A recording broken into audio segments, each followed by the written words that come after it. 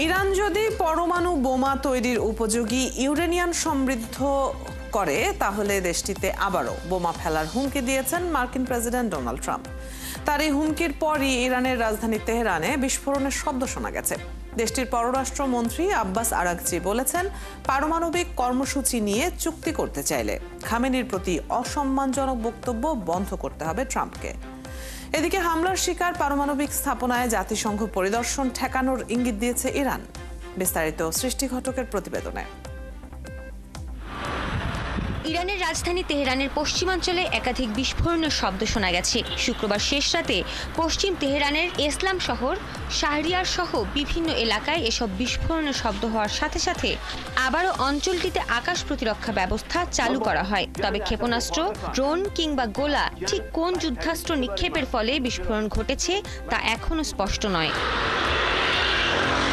তেমনি কোথা থেকে হামলা করা হয়েছে বা কারা হামলা করেছে এবং হামলায় কী পরিমাণ ক্ষয়ক্ষতি হয়েছে এসব তথ্য এখনো অজানা। এরই মধ্যে ইরানের সঙ্গে ভবিষ্যতে সম্পর্ক উন্নয়নের বিষয়ে আশাবাদী ডোনাল্ড ট্রাম্প। তবে ইরান পারমাণবিক অস্ত্র তৈরির উপযোগী মাত্রায় ইউরেনিয়াম সমৃদ্ধ করতে সক্ষম হলে দেশটিতে আবারও বোমা হামলা চালাবেন বলে জানিয়েছেন ট্রাম্প। এ সময় ইরানের ওপর থেকে নিষেধাজ্ঞা তুলে নেওয়ার সিদ্ধান্ত থেকে সরে এসেছেন বলেও জানান Trump. But I don't believe that they're going to go back into nuclear. আমি মনে করি না তারা খুব দ্রুতই আবার পারমাণবিক কার্যক্রম শুরু করতে পারবে। মার্কিন হামলায় তাদের ব্যাপক ক্ষয়ক্ষতি হয়েছে। এসব কাটিয়ে উঠতে তাদের বছরের পর বছর লেগে যাবে। গতদিন আয়াতুল্লাহ আল খামেনি যুদ্ধে বিজয় ঘোষণা করেছেন। আমি বলতে চাই, দেশটির মানুষজন তাকে খুবই সম্মান করে, তাই তার জনগণকে সত্যি কথা বলা উচিত। আর সত্যিটা হচ্ছে, যুদ্ধে ইরান আর ইসরায়েল দুই পক্ষই অনেক ক্ষতিগ্রস্ত হয়েছে। এদিকে ট্রাম্প যদি সত্যি ইরানের সঙ্গে একটি পারমাণবিক চুক্তি করতে চান, তাহলে তাকে দেশটির সর্বোচ্চ ধর্মীয় নেতা আয়াতুল্লাহ আলী খামেনির প্রতি অসম্মান ও অগ্রহণযোগ্য ভাষা পরিহার করতে হবে বলে মন্তব্য করেছেন ইরানের পররাষ্ট্রমন্ত্রী আব্বাস আরাকচি। সামাজিক মাধ্যম এক্সে দেয়া এক পোস্টে এ মন্তব্য করেন তিনি। একই দিন জাতিসংঘের পারমাণবিক পর্যবেক্ষক সংস্থা IAEA এর মহাপরিচালক রাফায়েল গ্রোসি ইরানের পারমাণবিক স্থাপনাগুলো পরিদর্শনের অনুরোধ করেছে। তবে ইরানের পররাষ্ট্রমন্ত্রী আব্বাস আরাকচি ইঙ্গিত দিয়েছেন যে তেহরান যে কোনো অনুরোধ প্রত্যাখ্যান করতে পারে। এক্সের এক পোস্টে তিনি বলেন, তথাকথিত সুরক্ষা চুক্তির অজুহাতে বোমাবর্ষণের শিকার পরমাণু স্থাপনাগুলো পরিদর্শনের ওপর IAEA প্রধান যে জোর দিচ্ছেন তা অর্থহীন এবং সম্ভবত উদ্দেশ্য প্রণোদিত। এ সময় ইরান তার স্বার্থ, জনগণ এবং সার্বভৌমত্ব রক্ষা করার জন্য প্রয়োজনীয় যে কোনো পদক্ষেপ নেওয়ার অধিকার সংরক্ষণ করে বলেও মন্তব্য করেন আরাকচি। সৃষ্টি ঘটক, ৭১। ইকো নিয়ে এলো নো ফ্রস্ট রেফ্রিজারেটর সিরিজ। এর আছে ডুয়াল কুলিং টেকনোলজি, যা খাবারকে দ্রুত ঠান্ডা করে। এক খাবারের গন্ধ অন্য খাবারে ছড়ায় না এবং খাবারকে দীর্ঘ সময় ধরে টাটকা রাখে। এছাড়াও নো ফ্রস্ট রেফ্রিজারেটরে আছে অত্যাধুনিক সব ফিচার। বেকো এখন পাওয়া যাচ্ছে দেশব্যাপী সকল সিঙ্গার বেকো স্টোর ও singarBD.com এ। দর্শক, আজ কথা বলবো যুদ্ধ পরিস্থিতি নিয়ে। আমাদের সাথে আছেন আন্তর্জাতিক সম্পর্ক বিশ্লেষক অধ্যাপক ডক্টর মোহাম্মদ শফিকুল ইসলাম এবং নিরাপত্তা ও পলিসি বিশ্লেষক অবসরপ্রাপ্ত মেজর মোহাম্মদ আশরাফুজ্জামান। আপনাদের দুজনকেই স্বাগত জানাচ্ছি সংবাদ যোগে। আমি শুরুতেই অধ্যাপক ডক্টর মোহাম্মদ শফিকুল ইসলামের কাছে একটু চলে আসতে চাই। যে পরিস্থিতি এখন বিরাজ করছে, মানে ১২-১৩ দিন যুদ্ধের পর একটা যুদ্ধবিরতি কিছুটা স্বস্তি নিয়ে এসেছিল, পৃথিবী জুড়েই মানুষ একটু স্বস্তির নিঃশ্বাস ফেলতে শুরু করেছিল। এই সময়ে আবার পাল্টাপাল্টি নানান ধরনের বক্তব্য এবং সেখানে নানান হুঁশিয়ারি উঠে আসছে। আবারও কি তাহলে একটা অস্থিতিশীল পরিস্থিতি সৃষ্টি হয়েই গেল? আমি তেমনটা মনে করি না।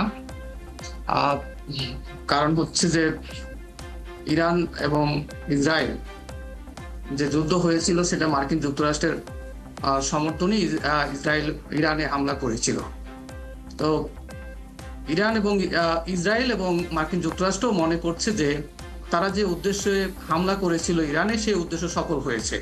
তাদের উদ্দেশ্য ছিল পারমাণবিক যে কেন্দ্রগুলো রয়েছে এবং পারমাণবিক যে স্থাপনাগুলো রয়েছে সেগুলো ধ্বংস করে দেওয়া এবং পারমাণবিক যে বিজ্ঞানী রয়েছে তাদেরকে মেরে ফেলা বা তাদেরকে কোনোভাবে হেনস্থা করা। তো সেই ক্ষেত্রে তারা কিছুটা সফল হয়েছে।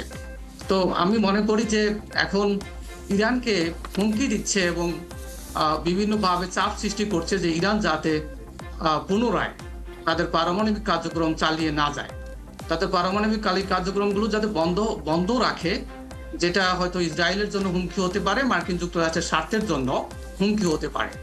এবং আপনি জানেন যে মধ্যপ্রাচ্যে অন্যান্য দেশ, বিশেষ করে সৌদি আরবিয়া এবং সংযুক্ত আরব আমিরাত এবং অন্যান্য রাষ্ট্রগুলো চায় না যে ইরান পারমাণবিক বোমার অধিকারী হোক। তারা মনে করছে যে ইরান যখন পারমাণবিক বোমার অধিকারী হবে তাদের জন্য সেটা হুমকি হবে। তারা ইরানের শক্তি বৃদ্ধি বা ইরানের ওই অঞ্চলে ইরানের প্রভাব বৃদ্ধি এটা তারা মেনে নিতে পারছে না। তো সেই কারণে আপনি জানেন যে সৌদি আরবে এবং সংযুক্ত আরব আমিরাতের সাথেও মার্কিন যুক্তরাষ্ট্রের ভালো সম্পর্ক রয়েছে, আর ইসরায়েলের সাথে তো ভালো সম্পর্ক রয়েছে। ইসরায়েল হচ্ছে মার্কিন যুক্তরাষ্ট্রের সেখানকার জিওপলিটিক্যাল একটা হটস্পট বলা যায়, জিওপলিটিক্যাল একটা অবস্থান মার্কিন যুক্তরাষ্ট্র মধ্যপ্রাচ্যে তৈরি করেছে, যাতে মার্কিন যুক্তরাষ্ট্র ইসরায়েলের মাধ্যমে এবং অন্যান্য রাষ্ট্রগুলোর মাধ্যমে তারা মধ্যপ্রাচ্যকে নিয়ন্ত্রণ করতে পারে। তো মধ্যপ্রাচ্যের স্বার্থ সংরক্ষণ করার জন্যই, আসলে ইসরায়েলের স্বার্থ সংরক্ষণ করার জন্যই ইরানে হামলা করেছিল। এবং যখন ইসরায়েল ইরানের পারমাণবিক স্থাপনাগুলোতে হামলা করে তেমন একটা সফল হয়নি, মানে সেটা ধ্বংস করতে পারেনি সম্পূর্ণভাবে, তখন আপনারা দেখেছেন যে মার্কিন যুক্তরাষ্ট্র নিজেই B-2 বোমারু বিমান দিয়ে সেখানে বাংকার ব্লাস্টার বোমা নিক্ষেপ করেছে। এবং তারা মনে করছে যে এই বাংকার ব্লাস্টার বোমার মাধ্যমে তারা পারমাণবিক স্থাপনাগুলো ধ্বংস করতে পেরেছে এবং অধিকাংশকে উল্লেখযোগ্য অংশ ধ্বংস করতে পেরেছে। এবং ইরান সেটাকে সেই অবস্থায় আবার পুনরায় একটা অবস্থায় ফিরিয়ে নেওয়ার জন্য এটা সময় সাপেক্ষ ব্যাপার হবে। তো আমার মনে হচ্ছে যে ইরান যে বিজয় ঘোষণা করেছে সেটা হয়তো তাদের একটা পলিটিক্যাল স্ট্যান্ড, যে ইরানি জনগণকে বোঝানো যে আমরা ইসরায়েলের বিরুদ্ধে এবং মার্কিন যুক্তরাষ্ট্রের বিরুদ্ধে একটা প্রবল প্রতিরোধ গড়ে তুলেছি এবং আমরা বিজয় হয়েছি। মার্কিন যুক্তরাষ্ট্র এবং ইসরায়েল বাধ্য হয়েছে যুদ্ধবিরতিতে আসার জন্য। তো সেটা হচ্ছে তাদের একটা পলিটিক্যাল স্ট্যান্ড। কিন্তু আমরা দেখি যে ইসরায়েলের তুলনায় ইরানই বেশি ক্ষতিগ্রস্ত হয়েছে এবং ইরানে বেশি সংখ্যক মানুষ মারা গেছে এবং হত্যাকাণ্ডের শিকার হয়েছে এবং ইরানের বেশি সংখ্যক স্থাপনা ধ্বংস হয়েছে। তো তারপরও তারা একটা শক্তিশালী প্রতিরোধ গড়ে তুলেছিল এবং শক্তিশালী ভাবে তারা ক্ষেপণাস্ত্র নিক্ষেপ করেছিল ইসরায়েল। তো এইটা হচ্ছে ইরানের সাফল্য, বিজয় আমি বলবো না, এটা হচ্ছে ইরানের সাফল্য। ধন্যবাদ আপনাকে। জি, চলে যাচ্ছে এবারে অবসরপ্রাপ্ত মেজর মোহাম্মদ আশরাফুজ্জামানের কাছে। আমরা অনেক বিশ্লেষকের মুখ থেকে এরকম শুনেছিলাম যে যুক্তরাষ্ট্র সরাসরি যুক্ত হয়তো হবে না, একদম পুরোপুরি ইনভলভ হয়ে যাওয়ার বিষয়টা হয়তো সেভাবে হবে না। কিন্তু এই মুহূর্তে প্রেসিডেন্ট ডোনাল্ড ট্রাম্পের যে হুঁশিয়ারি, যেটাকে আসলে হুমকি বলা যেতে পারে, সেটিকে কিভাবে দেখছেন আপনি? আসসালামু আলাইকুম, ধন্যবাদ আমাকে যুক্ত করার জন্য। আপনাদের সবাইকে ধন্যবাদ, সহ আলোচককে ধন্যবাদ। এখানে একটা জিনিস বুঝতে হবে যে ইসরায়েল একা কিছু করে না, সবকিছুই আমেরিকার সাথে সমন্বয় করে কাজ করে, এটা একটা দিক। আর একটা দিক হচ্ছে ওই কেষ্ট বেটাই চোর, সব দোষ, যত দোষ নন্দ ঘোষ, মানে সব দোষ হচ্ছে ইরানের, আর বাকি তাদের অন্য কারো কোনো দোষ নাই। এইটা হচ্ছে পশ্চিমা আমেরিকা, ইসরায়েল তথা পশ্চিমের দেশগুলো তারা এইভাবেই পরিস্থিতিটাকে মূল্যায়ন করে। এখন আপনাকে একটু যদি খেয়াল করেন যে আমেরিকা কেন জড়িত হল, ইসরায়েল যদি নিজেই সবকিছু করতে পারত তাহলে আমেরিকার সরাসরি জড়িত হওয়ার প্রশ্ন উঠতো না।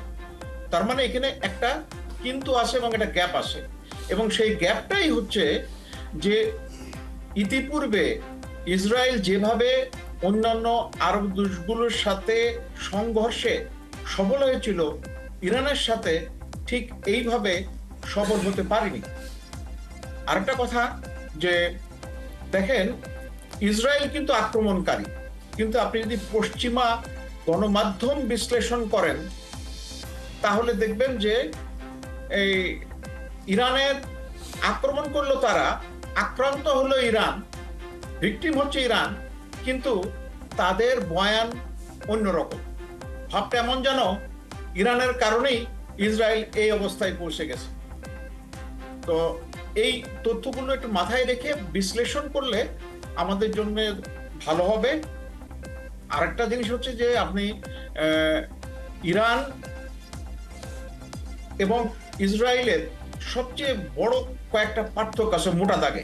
সেটা হচ্ছে ইরানের আয়তন আপনার ৭৪.৪ গুণ বেশি ইসরায়েলের চাইতে, এবং দুইটা দেশ যখন যুদ্ধ করে তখন আপনার সমরাস্ত্র, সমশক্তি, অর্থনৈতিক শক্তির পাশাপাশি আরো দুটো ফ্যাক্টর খুব গুরুত্বপূর্ণ। সেটা হচ্ছে দেশের আয়তন, দুইটা দেশের আয়তন এবং জনশক্তি। তো ইসরায়েলের হচ্ছে এই ৯০ লাখের উপরে জনশক্তি, তার ভিতরে ২০ লাখ হচ্ছে আপনার এই আরব বংশোদ্ভূত। এখানে একটু আপনাদেরকে পিছনে নিয়ে যাচ্ছি যে যখন দ্বিতীয় বিশ্বযুদ্ধের সময় জাপান চীনকে আক্রমণ করে, তখন এই যুদ্ধটা দীর্ঘস্থায়ী হওয়ার ফলে এবং জনবলের ঘাটতির কারণে জাপান কিন্তু ওখানে সফল হতে পারেনি। ঠিক একইভাবে এই যে যুদ্ধটা ইসরায়েল এই পর্যন্ত যতগুলো যুদ্ধ করেছে সেগুলো হচ্ছে শর্ট লিভ, মানে অল্প সময়ের যুদ্ধ, অল্প সময়ের মধ্যে কাটাকাটি মারামারি করে মারণাস্ত্র ব্যবহার করে তার প্রতিপক্ষকে ঘায়েল করেছে। কিন্তু এই ক্ষেত্রে দেখা যাচ্ছে যে ইসরায়েল ইরানের উপরে প্রথম আক্রমণ করলো, ইরান তার পাল্টা জবাব দিল, এবং পাল্টা জবাবটা সহ্য করার মতো সময় সামর্থ্য ইসরায়েলের ক্রমান্বয়ে শেষ হয়ে যাচ্ছিল। যেমন এখানে অতি গুরুত্বপূর্ণ কথা বলা দরকার, আপনারা বেশিরভাগই শুনেছেন যে আয়রন ডোম বিমান প্রতিরক্ষা ব্যবস্থা। ইরান যে কাজটা করেছে 2024-এর মে মাসে এবং অক্টোবর মাসে, তারা পাল্টাপাল্টি দুই পক্ষের মধ্যেই ড্রোন এবং মিসাইল হামলা হয়। তো এই সময়ে তারা দেখছে যে কি কি অস্ত্র ব্যবহার করলে, ইরান বিশেষ করে কি কি অস্ত্র ব্যবহার করলে ইসরায়েলের এই বিমান প্রতিরক্ষা ব্যবস্থার দুর্বলতা কাজে লাগায় তাদের আক্রমণকে শানিত করা যাবে, এবং এক্স্যাক্টলি এবার তাই করেছে। মানে শত শত ড্রোন ব্যবহার করেছে, মিসাইল, আর তার ফাঁকে কম কার্যকরী মিসাইল, এবং এর ফাঁকে তাদের হাইপারসনিক মিসাইল ব্যবহার করেছে, করে ইসরায়েলকে যথেষ্ট কোণঠাসা করে ফেলেছিল। এবং তারপরেই এই যে আমেরিকা এই আক্রমণে সরাসরি যুক্ত হয়েছে। জি, এইটা আমাদেরকে বিবেচনায় রাখতে হবে। আর একটা জিনিস হচ্ছে যে ইসরায়েল আপনার আর্থিকভাবে সামরিক সব দিক দিয়ে ইউএসএ তথা পশ্চিমীয়দের উপরে নির্ভরশীল, কিন্তু ইরান 1979 সালের ইসলামিক বিপ্লবের পর থেকে যা কিছু করেছে তারা স্বয়ংবর হওয়ার চেষ্টা করেছে। ইসরায়েলের আজকে যে মিসাইল শক্তির কথা আমরা জানছি সেটা তার 95% কম্পোনেন্ট, অর্থাৎ সরঞ্জামাদি, খুচরা যন্ত্রপাতি, এর সব ইরানেই তৈরি হয়।